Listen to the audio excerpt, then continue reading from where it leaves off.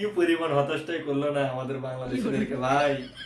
কেউ তো আর বিএমডব্লিউ কিনতে পারলো না, কেউ তো আর গাড়ি কিনতে পারলো না। কি একটা অবস্থা। মাংনা পাইলে নাকি বাঙালি আলকাতরাও খাই, কথাটা ভাই আসলেই বাস্তব।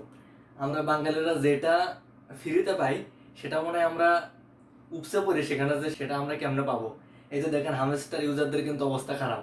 হামস্টার ইউজারদের আইডি কিন্তু এক এক করে ব্যান হয়ে যাচ্ছে। আসলে তারা হচ্ছে ভাই বিদেশি কোম্পানি। তারা তাদের অ্যাক্টিভিটিস মানে দেখানোর জন্য, তাদের অ্যাপস কি পরিমাণ লোক ইউজ করে এটা দেখানোর জন্য তারা এইসব অফার করে যে এত কয়েনে এত টাকা পাবেন, এত কয়েনে এত টাকা পাবেন। এইটার লোভে পড়ে বাঙালিরা 26 তারিখের আশায় ছিল যে তারা 26 তারিখে গাড়ি কিনবে, অ্যাপার্টমেন্ট কিনবে।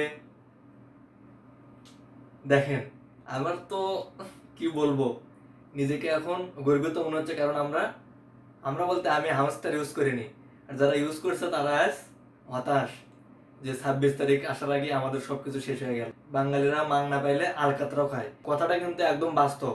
আর এই কথাটার প্রমাণ বাঙালিরা তিলে তিলে দিয়ে দেয়। এগুলো হচ্ছে বিদেশি কোম্পানি, বিদেশি কোম্পানিতে আমরা বিশ্বাস করে ফেলি। আসলে এটা হচ্ছে ইলিগাল পথে ইনকাম করার চিন্তা। আমরা যদি ইলিগাল পথে ইনকাম করার চিন্তা করি তাহলে তো এরকম হতাশ হবই। যদি আমরা সঠিক পথে ইনকাম করার চিন্তা করতাম, কষ্ট করে ইনকাম করার চিন্তা করতাম, তাহলে কিন্তু কেউ হতাশ হতো না। কষ্টের একটা ফল পাওয়া যায়। কি পরিমাণ হতাশটাই করলো না আমাদের বাংলাদেশিদেরকে ভাই। কেউ তো আর বিএমডব্লিউ কিনতে পারলো না, কেউ তো আর গাড়ি কিনতে পারলো না। কি একটা অবস্থা। এসব থেকে সবাই ফিরে আসুন, সবাই লিগ্যাল পথে ইনকাম করার চিন্তা করুন।